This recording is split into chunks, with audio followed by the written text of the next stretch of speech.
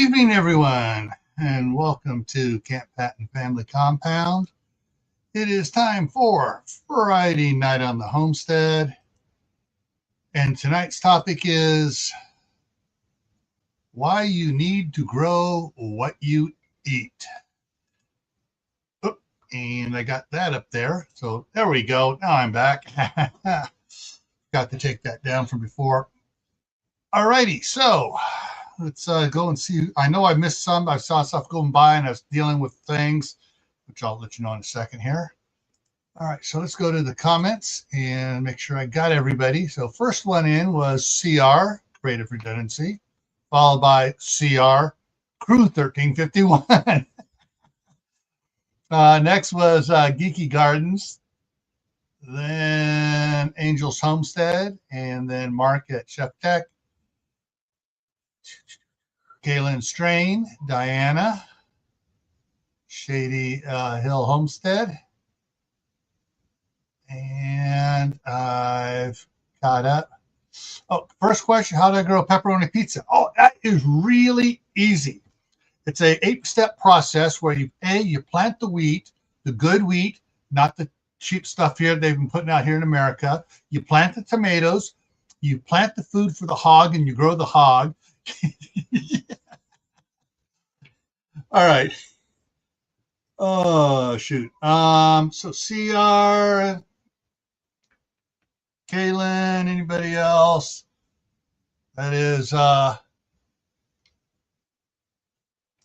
those that want to come up, that, are of those that would be allowed to come up, which is so far everybody in the chat. Anyone in the chat wants to come up, I'll bring you up here. And we're going to discuss this because this is just one thing. Every day I get emails or I get videos or postings on Facebook and other places where the doctors are coming out saying, the stuff, and they say they've been threatened, but they're coming out and saying it anyways because it needs to be said. So, I'm going to have to slow down. I'm almost killed off my half gallon of water just this afternoon. All right. So we're gonna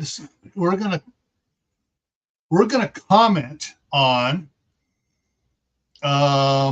some of the quote diets out here. I hate the word the way that diet is used. It's like, I'm going to go on a diet. Really? What type of diet are you going to go on? You're going to go on a dirt diet? You're going to go on what type of diet are you going to go on? Oh, I'm going to go on a seafood diet. All right, so I'm going to go on a all veggie diet.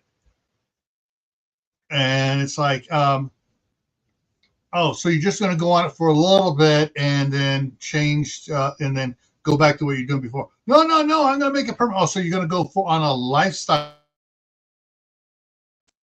And I froze. Going on a lifestyle change. With today's connotation of diet, that's basically what it means. You're going to go on a lifestyle change if you're going to do it for a long period, if you want to make it permanent. A diet is what you normally eat. So if you're changing what you normally eat, you're not going on a diet, you're going on a lifestyle change. And hang on a second here.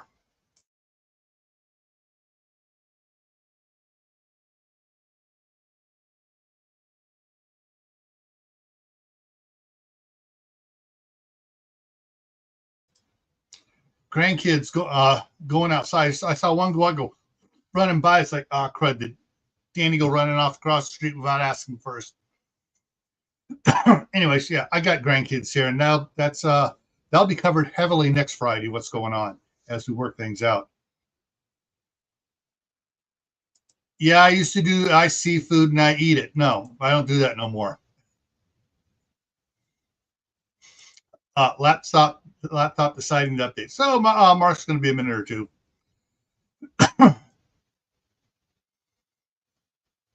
What is one of the things that so the topic goes to no matter what type of lifestyle change you're going with a vegetarian diet, you're going with a vegan diet, which is more extreme, you're going with a keto or the paleo diet, or you're going with a carnivore or Atkins diet, you know, which one are you going to go to? This still comes in play why you need to grow your own food. And some of you are going to go, if I'm going on a carnivore diet, I got to grow my own beef? There's a way around that, but yeah, there is a way to do it.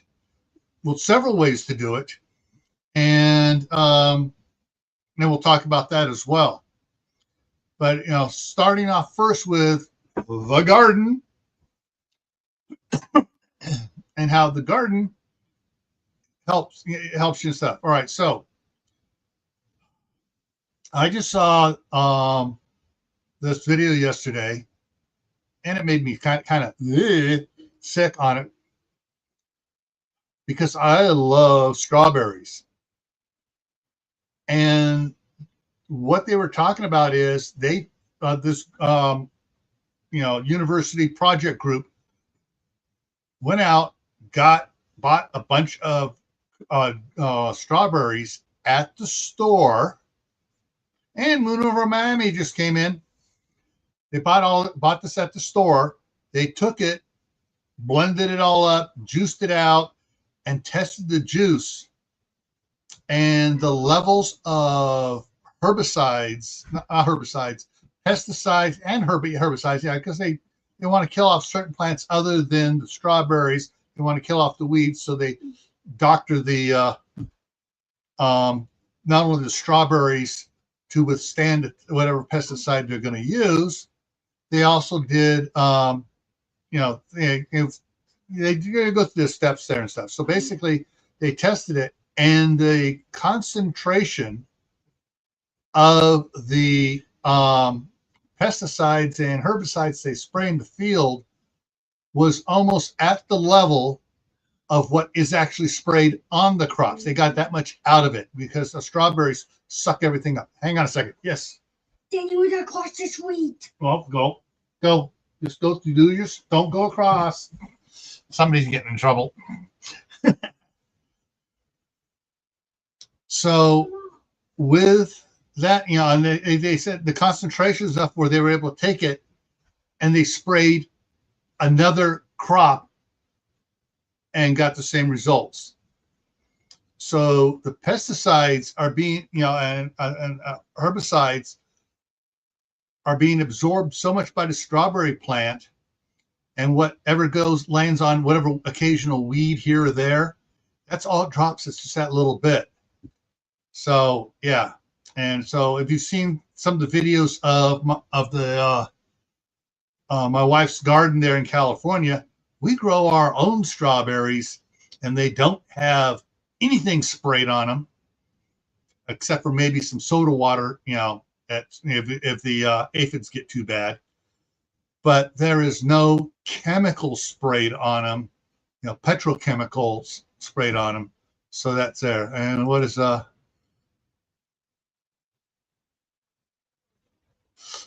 yeah. Yeah, eat whatever I can get diet.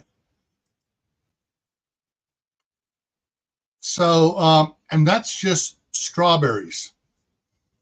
And we've talked about corn before.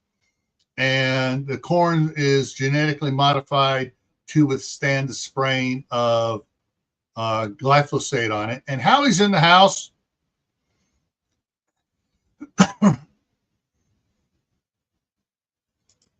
Welcome to my club. But more than what I hate Microsoft, I hate Apple even more. And Prepper for the Ages is in the house. So hang on, let me get another sip.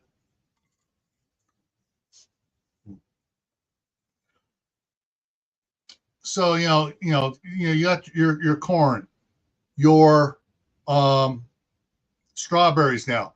Last year, I think it was, they were talking about what was happening with some of the stuff they had been spraying on the watermelons, that the watermelons were going soft and squishy and then firming up and then popping. Yeah. So yeah, it's all the problems going on, not in the field, but once they harvest it, spraying on the crops to control ripening as it's being shipped. And that's a lot of stuff. And then when it gets in the store, the stuff that's getting sprayed on it, and by the store to keep it looking fresh. Yeah, you really don't want to be eating stuff from the grocery store. Now, if you can't grow your own, what's the next best way to get vegetables and stuff? Farmer's market. At a farmer's market, you can then make connections and find out one of the farms that's nearby that also has a stand set up in front of their property. All right, here he is. And so when they have the stand set up the property, you can go out there and buy stuff. Here locally, on the other side of 99 in Firth, Basalt's on the east side, Firth's on the west side. There's a farm over there, and I know they're on Facebook. I don't know if they do YouTube videos or not, but they sell eggs and milk, and there was something else they were selling too. And it's set up, and it's come by, and here it is, and it's out there, and this is what it is. And they go, you can just go buy and buy a half gallon of milk from the stand outside, or you buy a gallon, or you get whatever it is you want to get. And that even here for most of the stuff, it's a little bit better. The only problem here is finding a farmer that's not spraying Grazon on his alfalfa to kill the weeds and get more pure alfalfa in the batch. Which there are some around here that don't use the Grazon, and they don't just plant pure alfalfa. They plant alfalfa and oat hay together. So you get a good mix, which the cattle really like.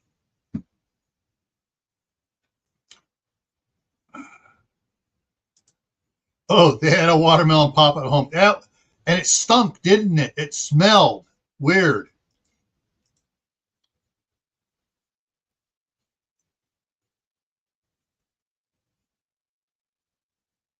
Yeah, grown, organically grown.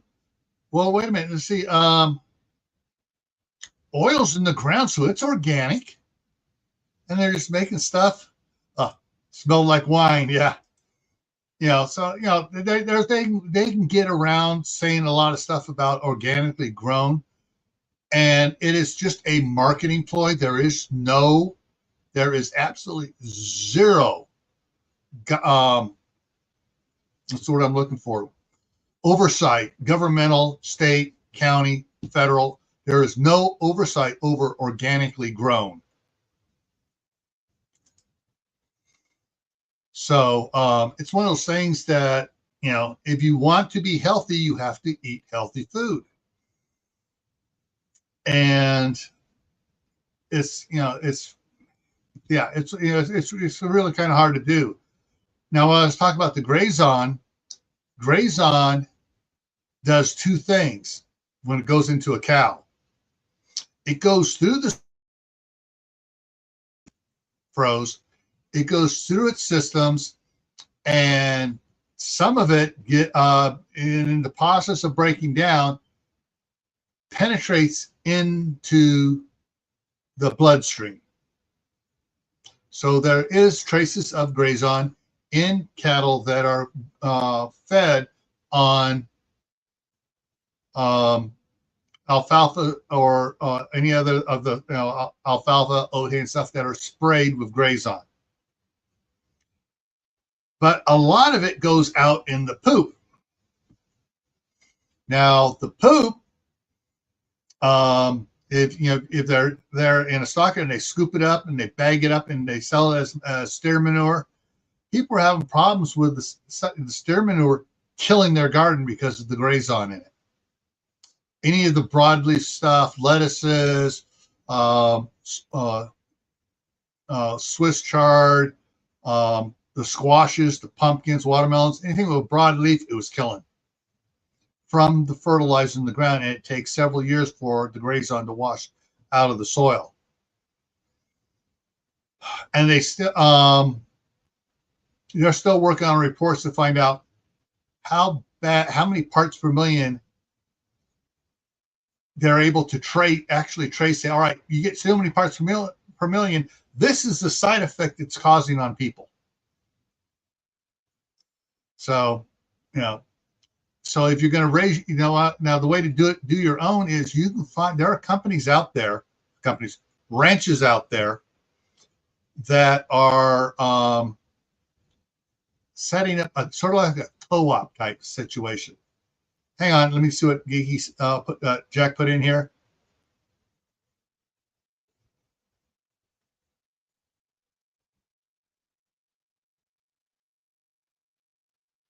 Yeah, excellent. Excellent that you test everything. Now, what these ranchers are doing, it's like, okay, we are raising the ranch. We are raising the cattle.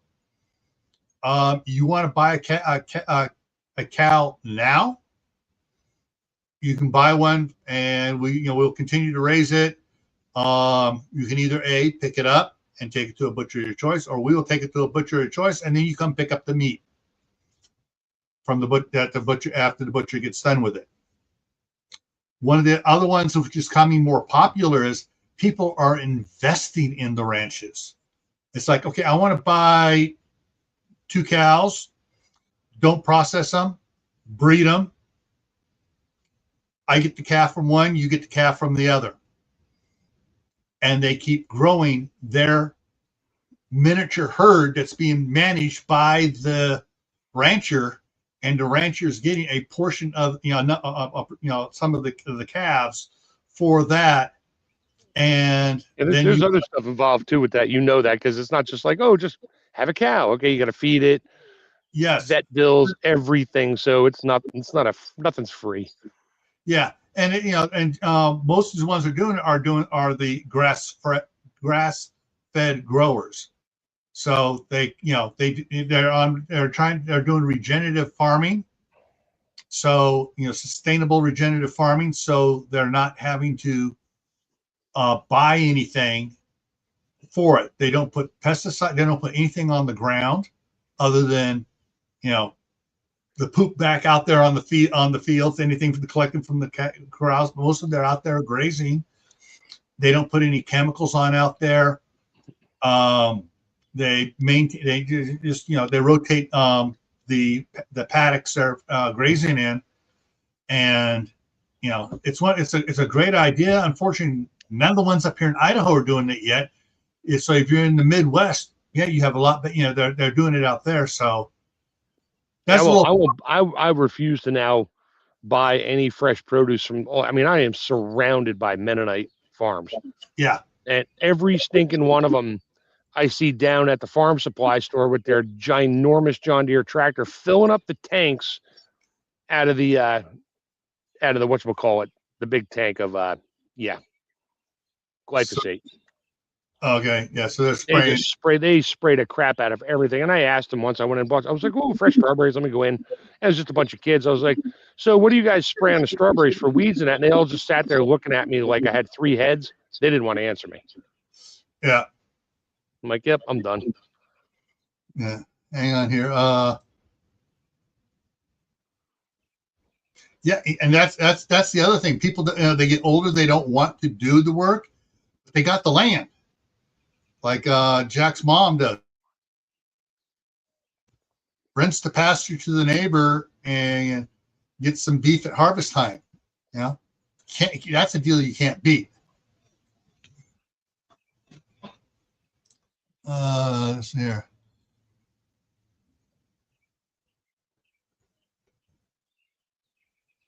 Yeah.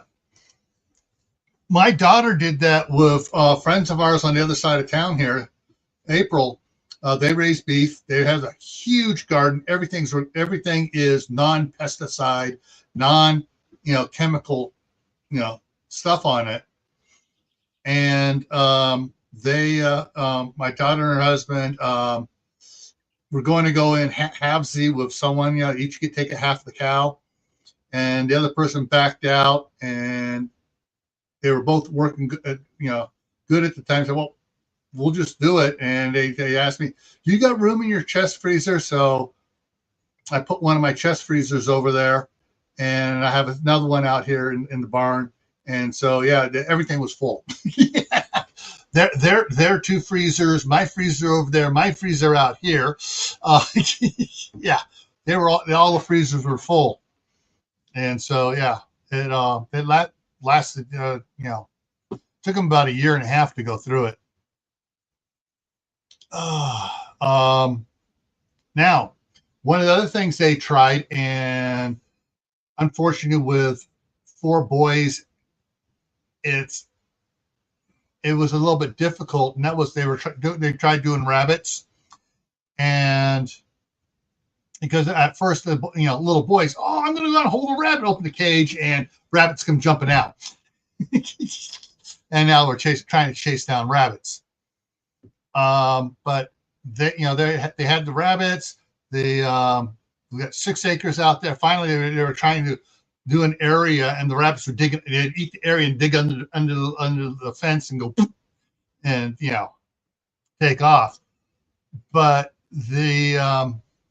if you have enough area, if you don't care about a lawn and you put in a garden like my wife did in California, she ripped out we worked a couple of years making a nice lawn, sprinklers and everything. And then she decided, can I put a garden in there instead? I go, knock yourself out. It just means I don't have to mow. And so she had the grass got rototilled under, and then she started putting little raised planter beds out there, and started growing a bunch of stuff out there. Got more pots, putting pots all around and everything. And I'm not talking small pots. I'm talking about the 20-gallon pots, the big ones that look like they're terracotta clay, but they're plastic. Yeah, I got a bunch of those on my deck right now on little wheelie dollies. Yeah, and she put a bunch of those around with saucers under them, so that whatever she planted wouldn't root through to the ground, so she could move them around as needed. So she just turned the front yard into a garden, the backyard into a garden, an orchard, and yeah. So, there's a lot that they've done, and we just have in California. We just have a little 3rd-acre property, but we got a 2,500 square foot house on it, and then we have a 60 by 20 foot shop in the back, cement driveway going up all the way up the one side, all the way to the very back, big cement driveway on the other side, and then a big gravel area that was the play area for the kids, a big one, and with a trellis over it and monkey bars and everything there. And is all the monkey bars still there? The monkey bars we pulled down once the kids got to the point where they didn't want to play on anymore. And the grapes grew up over the arbor. Oh, there you go. So yeah, I mean, that area, she's got grapes on one half of it and wisteria on the other half, and shade. And even when they get a frost over there, whatever's underneath that area doesn't freeze. So because it's got so much green growth around it, which is giving off heat. So that and it's protected from the cold air coming down. So that they do that. Now, with my daughter, when she was doing the rabbits, that's when I was playing around with the Grand Rapids lettuce and a lot of the rainbow chard and the Swiss chard, and it was like, come over here. clip, clip, clip, clip. It's getting out of hand. Take it before it bolts. And I kept trimming it down and going through it. And I pull some in for my salad, for my stuff, and then just gave them that's the everything only thing else. about growing lots of lettuce.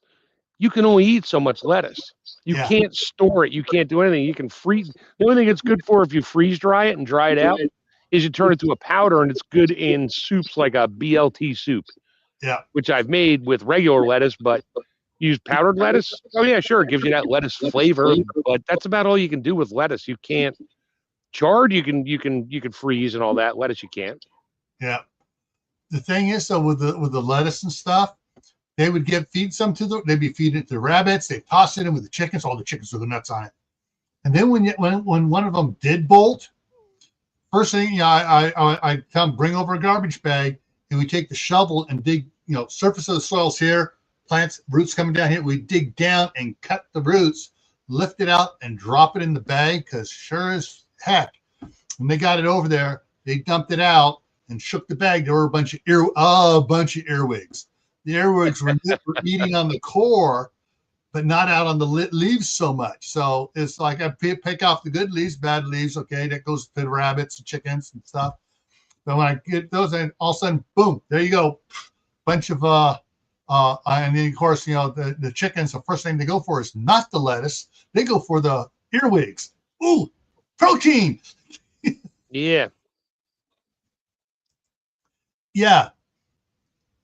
And that's the thing is they were eating rabbit. They still had a bunch of the beef left over. They also were doing chickens, sending chickens to freezer camp and turkeys to freezer camp. So they had a lot of other fat meat they were mixing with it, and they were making stews with a rabbit and a chicken. And you know how much fat a chicken has on it. Yeah, more than a rabbit. Rabbits have like no fat on them. Yeah, and so that's what they were doing. And so they were doing pretty. But then the getting the rabbits is kind of hard. And then we had the cougar come through town and tried breaking into one of the rabbit pens over there, and didn't get a rabbit. It didn't get a rabbit, but it broke a couple of doors, and he couldn't get back in to get the rabbits where they're hiding in their little hole. They're inside. And when he was gone, the rabbits went, "I'm out of here." And so we had more rabbits loose. But we fortunately the cougar went from my place, nothing here, went over there, went around down to the next neighbor, went around, they had nothing there, went to the next one, and dead cougar. So, and Fish and Game came out, yeah. And then we called the Fish and Game too on the other one. They came out, yeah, all right, same cougar, no problem. With the other one, no problem. It was breaking in and going after livestock.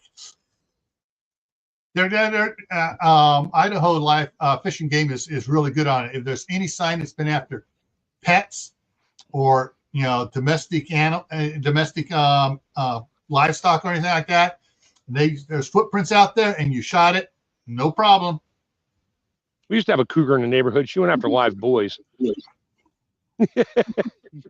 Young men, different cougar. Yeah. Oh. All right, so what else? All right, so you can grow a garden. Yeah, all right, so if you're not doing the vegetarian or vegan thing, and you can grow the garden to feed your rabbits, your chickens, your quail, your turkeys. You can use that to feed livestock. And like I said, that the rainbow chard and the lettuces, I mean, easy. I mean, they were the easiest thing I grew out there, and they went.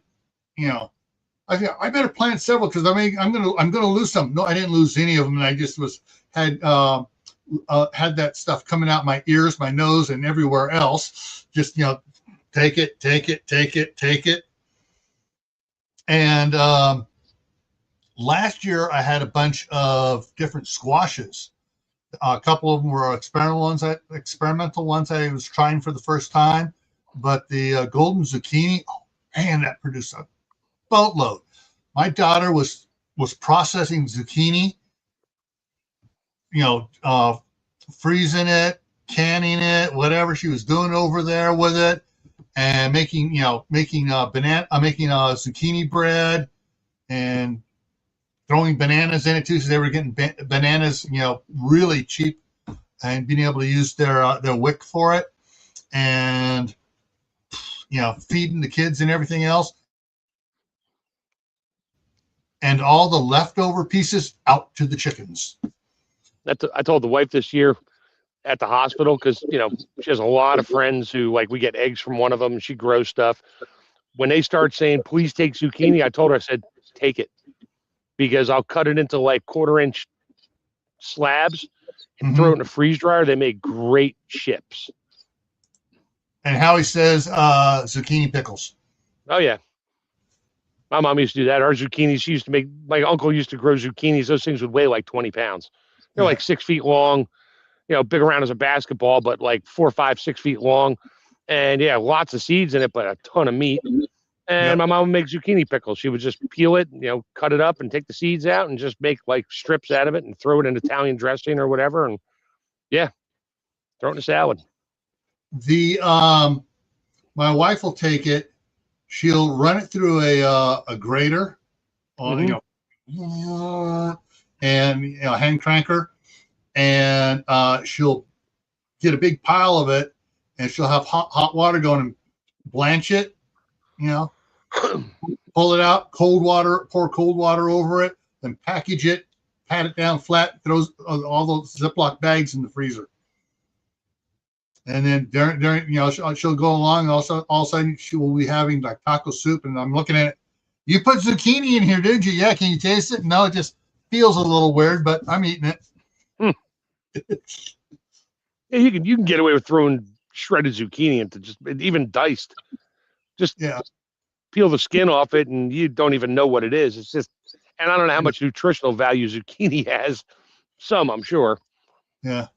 Well, I do know that when my parents still had the original property there in Martinez, we had cows there, and I could always tell when one of the cousins were over looking at the cows because they would forget to lock the gate right.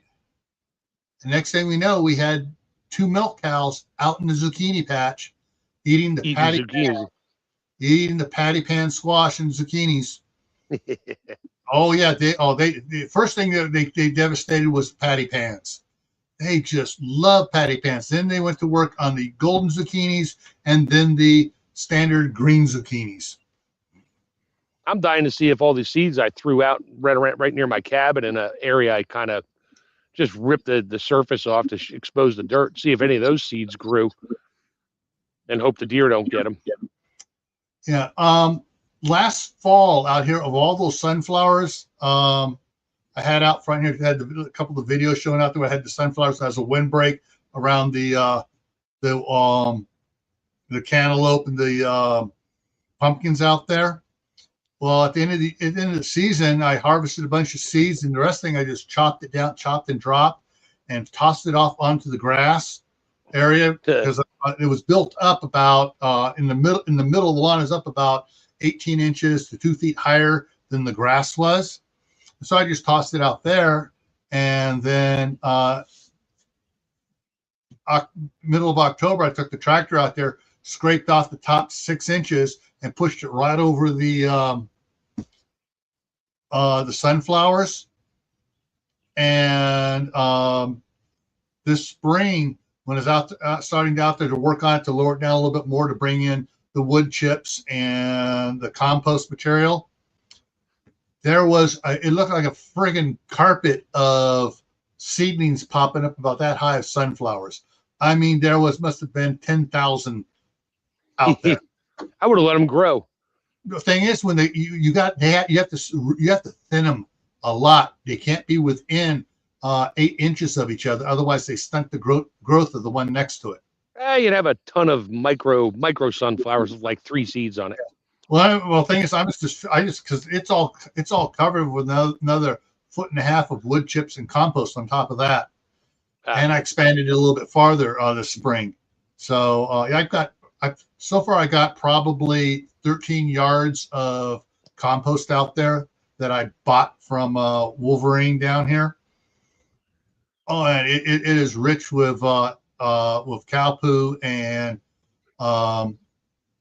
the other biodegradable stuff. That they start shredding wood chips. They get wood chips from the tree services and run it through almost like a mulcher. Just breaks it up really, really fine, almost a sawdust. And they start mixing this stuff and they let it sit all winter. And so, but I got that out there, and it's just oh yeah, it's gonna do great. I had a couple of gallons go bad early.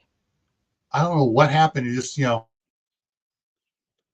about 2 glasses of milk on it. Don't do anything with it for a day. Open it, pull it back out. And it's like, okay, it's curdling, and I just toss it in the freezer. And so I've been defrosting those and pouring that out there on the on top of the compost and stuff, and rototilling that in. So that's going to be activating all the microbes and all the good stuff. The white mycelium. Yeah. Hey, Uncle Richard. Yeah. Uncle Richard's here. Hey. Anybody else sneaking in there? No, they've been talking about it. Hey.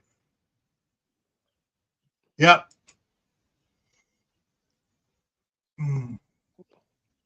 So yeah, so everything, it's gonna be interesting to see how much the whole front garden takes off this year. Next year, as more stuff breaks down, a lot of that wood chips breaks down, it's going to be absolutely phenomenal next year. That's good. So, but all right, so yeah, so you can use the garden to eat yourself. You can use the garden to feed your livestock. If you happen to have some acreage and you don't want, and you're next to a rancher that's doing cattle, and you have several acres or whatever, and or say, hey, Happy Mac just came in. Yeah, I'm not close enough to anybody that has cows out of the property for my. I got 4 acres that I could technically, I'd have to fence it in. Yeah. But I don't have anybody close by for that. Yeah, unless it's close by where you can go out there and check on it daily. Right. Yeah, it's well after I build there, it's fine. I can just watch it on my back porch. But yeah. Until then, no. And after I fence it in, no, I'm putting up fruit trees everywhere. Well, once the fruit trees are tall enough, you don't have to get the big cattle to run out there. You can get the highlands or smaller ones, and they graze like sheep. Yeah, well, I only got 4 acres, and I'm not going to sit there and try to play games with grazing cattle on 4 acres. It's barely 4 acres. Yeah. And in the rain, it gets muddy down. The whole lower end gets like a mud pit, and they'll just destroy it.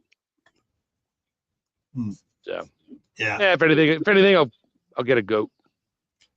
No goats. All right, no, here's the thing. Goats, you can't get 1, you can't get 2. You got to have at least 6 or more, otherwise they're going to escape to try to find the other goats. Oh. They are definitely a herd community animal. All right, no goats. Sheep, a little bit different. Sheep don't try to get out. They're dumb, lazy, and you need a ram, several ewes, and you just start harvesting the younglings when they reach 1.5 years. Yeah, I think my wife would go for that. But anyway. or you just raise them, have them out there, and call someone. There are people that will come out and shear them for you, and they will give you a portion of what they sell the wool for. Right. Yeah. So, yeah, go to the farmers market, find out peddler fairs and stuff. Find out who's doing the sharing or just sheep. Find out who does it. Yeah, maybe I'll just get chickens. Call it a day. Yeah. Yeah. Goats will get out of any container that can't hold water, and even some that can. I know my mom growing up had a goat, but it was always on a chain with Yeah. a big bell on its neck, so they could hear it come, because that thing would come up and try to sneak up behind you and just like knock your ass to the ground. Yeah. The problem with alpacas and llamas here in the United States, they're from a different region, and what grows here in some places is poisonous to them. Morning glory. If you have a lot of morning glory, it can make both of them sick. If you have buckwheat, it'll growing in your fields out there, it'll make them sick. Because we looked into it, I wanted to do alpacas across the street, and the friggin' morning glory coming up everywhere. It's like, nope. Let's see. But yeah, so it's coming out. But if you're, I will sit and I'll peruse for an hour, the Facebook Reels, and when the race cars comes up, not when the baseball comes up, not interested. Football comes up, not interested. Whenever the doctors come up and stuff, I'll give it a thumbs up. That way, the algorithm starts giving more of the medical stuff, the food stuff, and like that. And it's, and that's, I'm finding out, seeing these guys being interviewed by, the big bloggers and stuff, the guys that everyone talks about that have 10 million followers on their show, because they're alternative news to mainstream media. And they're interviewing these guys, and the guys are presenting the stuff. And it's just, you find out, and they're going scientific to all the points and stuff. I started getting kidney stones. All right, so this is a personal thing, YouTube. I was getting kidney stones. My first urologist down in California said, cut out the soda, cut out Brussels sprouts, cut out uncooked tomatoes. The Brussels sprouts and the cooked tomatoes have oxalates. Oxalates and lycopene. Yeah, and the oxalates make kidney stones and gallstones. And they're sharp ones. They're just not a chunk there. They are spiky ones. And okay, but he didn't say anything about spinach, kale, chards, and any other dark, leafy, green, heavy vegetables. And I've been finding out, and the one went through it, listed off, and he was listing the percentage of oxalates they produce. And it's like, okay, there goes anything green. All right, time to grow chickens. The dark greens. The light green lettuces don't have them. White tomatoes have very, very few, if any, oxalates. What, white tomatoes? Yeah, you got all right. So you go from the deep red, lot, light red, less, orange, less, yellow, yellows, and you get into the white, and there's practically no oxalates in them. Yeah, but they have no flavor. I don't know. I haven't been able to get them to grow yet. Right. They probably only grow in South America and Argentina or something. At 68, when I started to get some last fall. Oh yeah, it was the vinegar and pomegranate mix. Oh man, I was drinking that stuff. I could feel the tinge of something going on, and it was getting uncomfortable. Oh, I may have to go to the ER and get them to put me on the table with the ultrasound to zap it. Then all of a sudden it stopped. I had a weird feeling urination, and evidently it was still small, and it just passed right. It kicked it loose and passed it out. Sorry, but I don't want to be going through that pain ever again. A friend of mine, my wife was giving me bad time. She goes, "It ain't nothing like childbirth." To a friend of ours who's given birth to children and has had kidney stones, she goes, "Oh hell no! I'd rather give birth to kids without any epidural, without anything, any day of the week, than have a kidney stone." So, man, yeah, we can feel what it's like. We give birth to a kidney stone. Yeah. Ugh. Especially if you have like one of those big ones and try and go through your little tubes, like, yeah. All right, enough of that conversation. Yeah. Oh, there's also, there's white bell peppers, there's yellow bell peppers, there's green bell peppers. Far as I can tell, though, peppers, any of the pepper families, haven't found anyone saying they have oxalates. I think they're in the nightshade family, or something. It's a different. Yeah, don't eat the pepper greens. Yeah. Off the pepper plant. Yeah. Not that you'd want to eat those anyway. Yeah. So, so I mean that's so now you got to figure out, all right, what can you grow that's not going to hurt you specifically. And also, interesting thing, there was a study done in Scotland talking about, and they were comparing the genome types: the redheaded gene, the blue-eyed gene, the green-eyed gene, the brown-eyed gene, the blonde, all the the gene stuff. And there's a lot of difference to what affects different people by their genetic makeup. If you have green eyes and red hair, painkillers don't work on you hardly at all. If they do work, they're got, it's like like what would normally be like for a dentist trip. They got to give you 2 shots of twice as much at the beginning, and halfway the procedure give you a second shot, a second dose, because your body passes off and processes out the stuff in Novocaine and ibuprofen and aspirin. It just, your body processes it out. So, no, CR is in my time zone, Mountain Time Zone. Oh, he said 8:40. Oh, he didn't say that. That's the timestamp. Oh my God, I keep forgetting that on StreamYard. It tells you the timestamp. Yeah. So, because your timestamp is 8 something right now. Yeah, 8:48 for me. Yeah, mine's 6:48 because I'm Mountain Time. So 6:48, but I thought you said your clocks were like 5 minutes slower. I have my wall clock set faster, and I have my computer time set faster. And so my computer says, we're just now on CR's last one says 6:49. Oh, okay. So, but it's actually 4 minutes faster, not 5. I can't set my computer clock. The computer sets my clock. Yeah. But so, growing your own stuff, you need to figure out what's good, what works for you, what doesn't work. I didn't get into the root stuff. Carrots, turnips,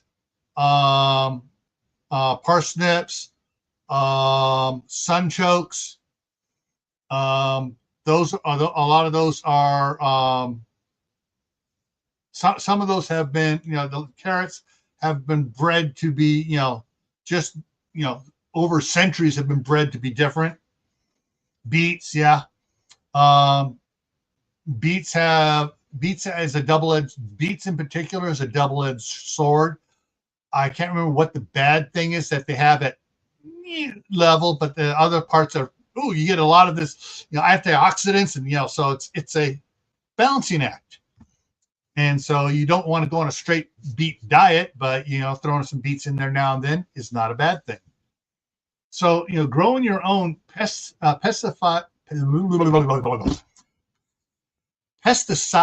not pestified, pesticide free, and it's going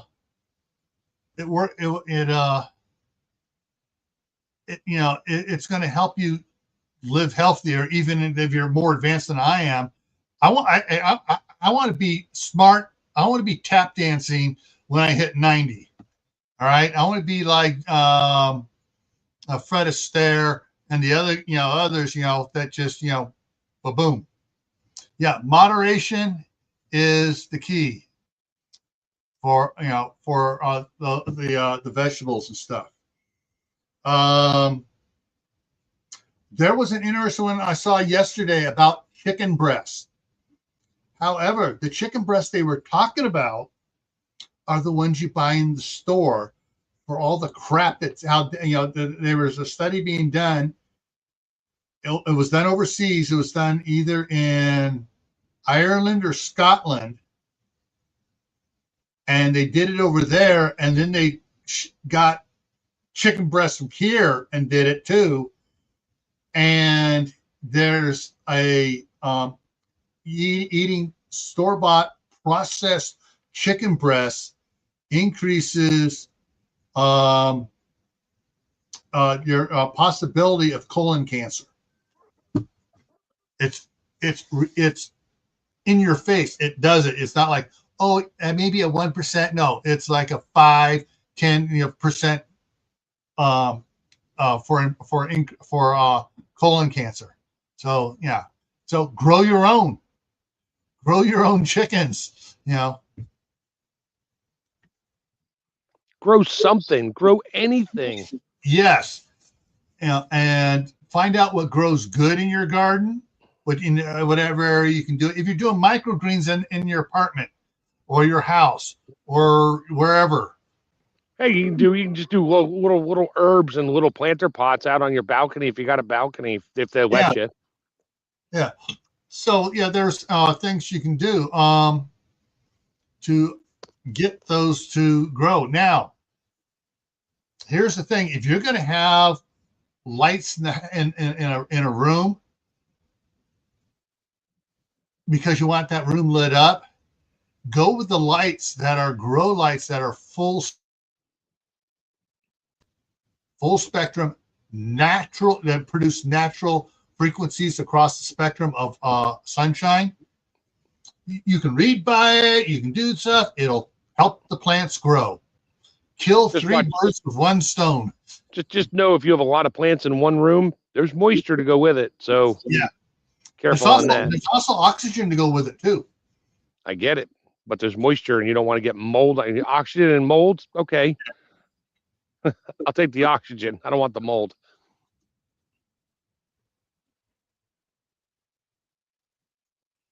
It's empty. Chug-a-lug. Half gallon in the last 7 hours. Ugh. But yeah, grow your and if you because I got Kayla in here, so I got to keep her in mind too, with those in apartments or in condos or in multiplex housing units and stuff. They're kind of limited, and those poor souls that are in an HOA. Oh man, yeah. There's only so much certain things you can grow.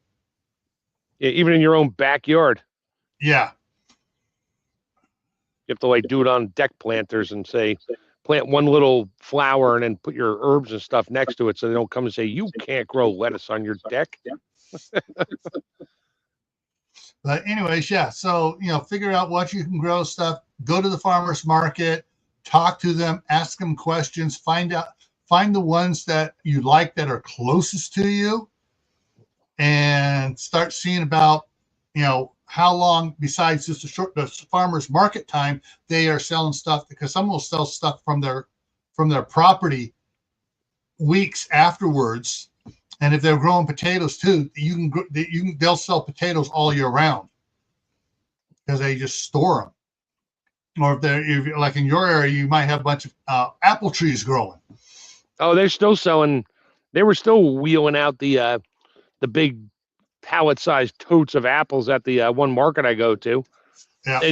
Last week, they're still pulling them out. And I know they're from last year. They just keep them in cold storage. Yep. And and then also find a rancher that has a ranch, or you can find a good one online. Some of the ones that are doing it online now that are shipping it, and where the shipping rates aren't too cost prohibitive. Oh, I saw a video yesterday about Costco. Costco doesn't have it out in their meat department. You got to ask them for it. They have the 10-pound shoves of 92.8 ground beef. That's pretty lean. That is really lean. 92.8 ground beef. You got to ask them for it. And I think it was $5.79 a pound. So, you know, when you consider it's that lean, that's a good, you know, that's a good price. So, yeah, I know it's commercial, but you know, you can check that out. That's just one of the things that you know things pop up like that, and I pay attention to it, and I go, and then I do a deep. I'm doing a deep dive on the where Costco gets their ground beef from. Unfortunately, it's turning up whatever's local. They try to buy it, or they zone wise. They'll buy a bunch. You know, they'll hit one of the big ranches down there in the Central Valley of California, and that'll supply California, Arizona, Nevada, Washington, and Oregon for their hamburger. So if you have one that's doing good, that is a good large one, it'll work. But you know, if you have a local rancher and at a farmer's market, there's one here in Idaho Falls. I got to get up there tomorrow, maybe, seeing what's going on here. With grandkids are back for the night. Yeah. So yeah, you see what you can do. Talk to them. There are you check out some of the ones you see that are doing the co-opting, you know, for the business and stuff as an investment. Some people, like I said, some people are just investing. They're not taking the cattle. They just keep reinvesting to produce breeders to breed more, and because basically it helps the helps the rancher be able. He just has to make sure that he has yours documented, which ones are yours, and he gets, you know, for every two calves, he gets one, and that helps him. And ask your local farmer at the farm, whatever, that, hey, what do you guys spray on your stuff? If they don't answer you, well, you got your answer. It's like, well, I don't know. It's like, you don't know. It's your farm, and you don't know what you're spraying on the fruits and vegetables. Okay, yeah. I guess I'm not eating here. I wish that. Do they have some kind of like home test to test for stuff when you get a fruit or veggie where you can test it? Do they make something like that? Like a glyphosate test kit or something, or is it like probably stupid money? I don't know about that. I know Jack said that he got a test kit to test for grazon in the manure. I saw that earlier when he posted that. Yeah. Hey, what's Caitlin put up here? In Iowa, here in Iowa, sell nuts, pears, peaches, along with apples from their orchard, plus their field and greenhouse veggies. Cool. If you can almost guarantee any medium or large farm or any kind of farm that sells apples, they spray them. They all spray them, or else they'd have apples with holes in them. Oh shoot! What was it?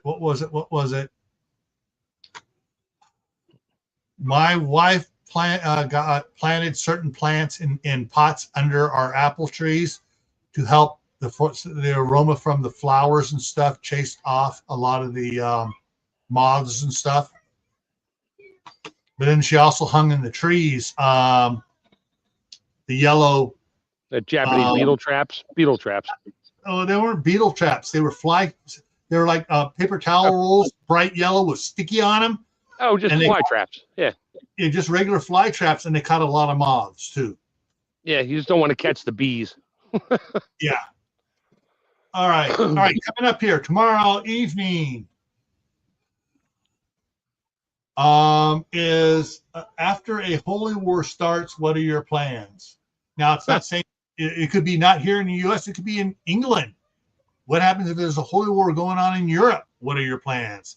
What if there's a holy war going on in South America? What are your plans? What if there's a holy war in California? What are your plans? Getting the wife and sons out. Yeah. All right. So that's Saturday. Monday, back here on Camppatton Family Compound, is making dry mixes. We're talking all mixes. We're going to talk about them, ways to store it, which ones have a longer shelf life than others. Do you want to do just a partial mix or do it with the baking soda and stuff in it or not? We're going to talk about all that tomorrow. Not tomorrow, Monday. Sorry, Monday. Tuesday, Gray Man Prepping is network hacking smart devices. And along with that, we're going to talk about the new pocket skimmers that are out there.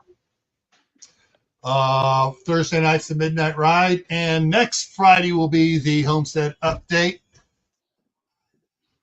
I'm putting the kids to work tomorrow outside, the grandsons to work outside. All right. So with that, everyone, think about it.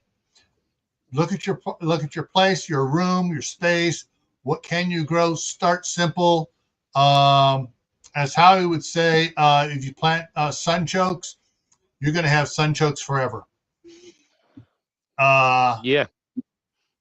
Yeah, so something like that, you want to make sure it's in a contained planter. Yeah, so if just figure out what you can grow, whatever. Find out if you don't have room. Find out if there is a close by community garden. If there's not, if there's vacant lots or whatever, contact your city. See if they will purchase it for a community garden. All right. Or just do a Howie thing and just go guerrilla gardening. Just don't get caught. Yeah.